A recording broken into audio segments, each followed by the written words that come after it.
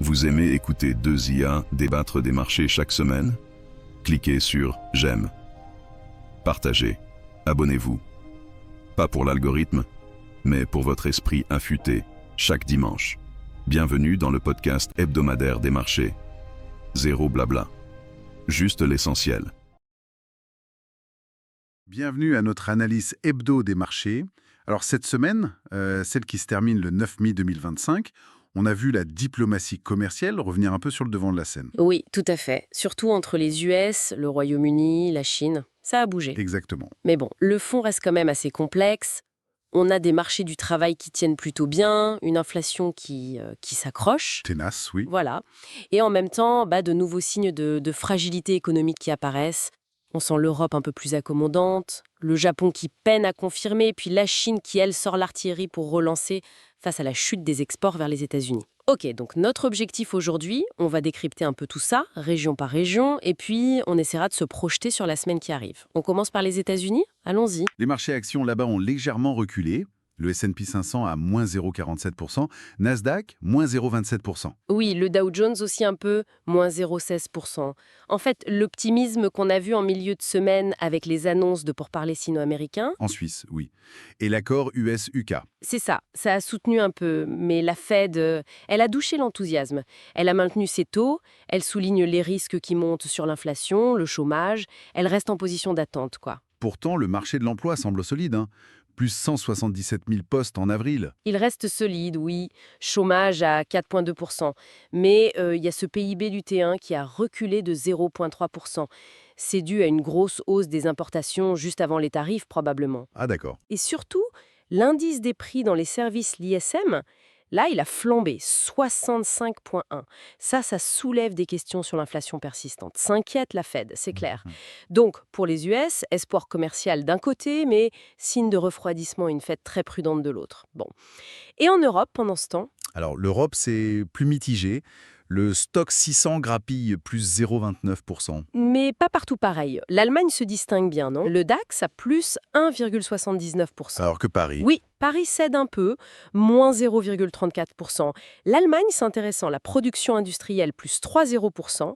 Les commandes d'usines, plus 3,6% en mars. C'est énorme. C'est quoi, l'effet anticipation des tarifs? C'est très probable, oui. Une anticipation des tarifs douaniers.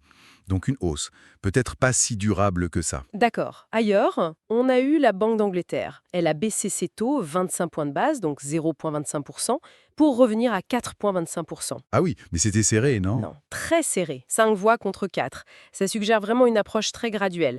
Les Suédois et les Norvégiens, eux, ils maintiennent, mais ils signalent des baisses possibles. Et l'immobilier britannique. Ça ralentit. L'enquête RIX le confirme. Ok, donc en Europe, optimisme prudent, on va dire, avec des banques centrales prêtes à agir. Justement, au Royaume-Uni, malgré cette baisse de taux, le FTSE 100 a quand même reculé de 0,48%. C'est cette division à la BOE qui a pesé. Ben oui, ça met en lumière une incertitude politique ambiante, c'est sûr. Et puis ce ralentissement immobilier dont on parlait, confirmé par RIX, Après la fin d'un avantage fiscal, c'est ça? exactement, pour les primo-accédants, ça accentue les inquiétudes sur la consommation des ménages. Donc la BOE penche vers l'assouplissement, oui, mais l'impact réel sur les ménages, ça reste incertain. Compris. On file en Asie, le Japon, Tanada. Belle hausse des indices, Nikkei plus 1,83%, ça semble aller mieux. Oui, porté par l'amélioration du sentiment mondial, mais les indicateurs domestiques, eux, ils restent fragiles. Ah oui, le yen s'est encore affaibli, on est passé sous 145 pour un dollar, mais surtout, les salaires réels, c'est la douche froide, hein, moins 2,1% sur un an en mars. Ah, quand même. Et même la croissance nominale des salaires a déçu, ça compromet vraiment l'objectif de la Banque du Japon d'avoir ce fameux cercle vertueux salaire-prix. Et puis, les négociations commerciales avec Washington, elles s'annoncent plus longues que celles entre les US et le Royaume-Uni. Donc, la hausse des indices japonais masque une faiblesse interne, notamment sur les salaires. D'accord, on termine ce tour d'horizon par la Chine. Là, les marchés ont bien grimpé, hein. Shanghai plus 1,92%, le Hang Seng plus 1,61%. Oui, clairement emporté par les mesures de relance et puis l'anticipation des discussions avec les États-Unis. Qu'est-ce qu'ils ont fait exactement à Pékin? Alors, la PBOC, la Banque centrale, a injecté beaucoup de liquidités. Plus de 1000 milliards de yuan via des baisses de taux repo, le ratio de réserve obligatoire aussi. Ok, ils sortent les outils. Ils sortent les outils, oui. Mais attention, le détail qui tue. Les exportations chinoises vers les États-Unis ont plongé. Moins 21% en avril. Ah oui, moins 21%. Par contre, en parallèle, celles vers l'Inde, vers l'ASEAN, elles ont bondi. On voit vraiment un pivot stratégique, là, une réorientation. Intéressant. Et les négociations US-Chine. Elles débutent ce week-end à Genève, à suivre de près. Donc, Pékin réagit au choc externe, mais le défi de la demande sur le long terme, il reste là. Bon, alors qu'est-ce qu'il faut surveiller la semaine prochaine, du 12 au 16 mai? Ça va être une semaine assez dense. Beaucoup de données cruciales. Ok. Aux États-Unis, l'inflation, l'IPC mercredi, et l'IPP, les prix à la production jeudi, plus les demandes d'emploi jeudi aussi. Et puis vendredi, sentiment du consommateur, prix import-export, chargé aux US. Et en Europe? Indice Z2V, allemand, mardi, important pour le moral des investisseurs. Production industrielle pour la zone euro, mercredi. Et l'estimation du PIB T1 britannique, jeudi. D'accord. Japon, Chine Commande de machines, lundi. IPP, mercredi. et la Chine. Inflation IPC et IPP, mardi. Et puis surtout, vendredi, les ventes au détail et la production industrielle. Très attendu pour voir si la relance fonctionne. Ok. Et si on devait lister les 5 principaux points chauds, les risques à surveiller, alors, je dirais 1.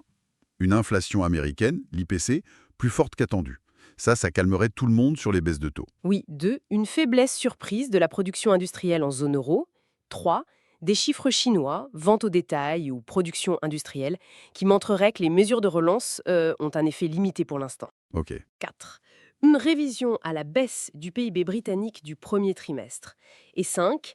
Voir si l'impact des tensions commerciales commence à se voir dans les commandes de machines japonaises. Très clair. Pour résumer cette semaine, un peu d'espoir avec la diplomatie commerciale, ça a soutenu le moral, mais on voit bien que les économies mondiales montrent des signes de tension croissants. Et les banques centrales marchent sur des œufs. C'est exactement ça. La semaine prochaine sera vraiment critique, avec l'inflation américaine et puis les indicateurs d'activité en Chine et en Europe qui vont donner le ton, clairement. Et on laisse nos auditeurs avec une question pour la route.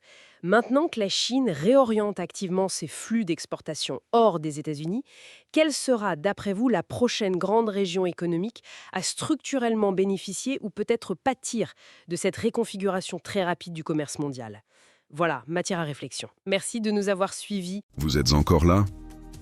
Alors vous êtes des nôtres, ceux qui veulent vraiment comprendre les marchés.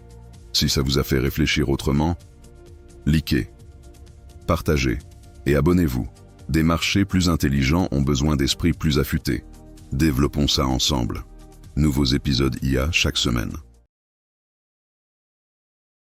Et si ce podcast parlait de votre secteur? Imaginez ce niveau d'analyse propulsé par l'IA, mais adapté à votre entreprise. Que vous gériez des actifs, suiviez les politiques économiques ou dirigiez une équipe agile. Nous créons des podcasts sur mesure pour les décideurs comme vous. Contactez-nous. Construisons le vôtre.